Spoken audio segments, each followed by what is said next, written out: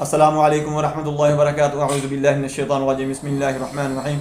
आज मैं बहुत ही अहम मौजू पर बात करूँगा कि आप अगर इसको तवज्जो से सुनेंगे, मेरी बातों पर अमल करेंगे तो आपको बहुत ज़्यादा फ़ायदा होगा।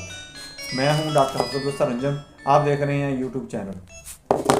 मेरा आज का जो मौजू है वो है हाइपरटेंशन, हाई ब्लड प्रेशर। ये इससे हम कैसे बच सकते हैं? आया कि आपको हाई ब्लड प्रेशर है भी, या आपको मेडिकल स्कैम ही हुआ है, आपके साथ को हाथ ही हुआ है कि डॉक्टर ने आपको नए चक्कर में डाल दिया है, मेडिसिन पर आपको लगा दिया गया। अगर आपको है भी नहीं है तो आपको मसला बन जाएगा। आज ब्लड प्रेशर की दवाई शुरू करेंगे, कल शुगर हो जाएगी, परसों हार्ट अटैक का मसला बन जाएगा।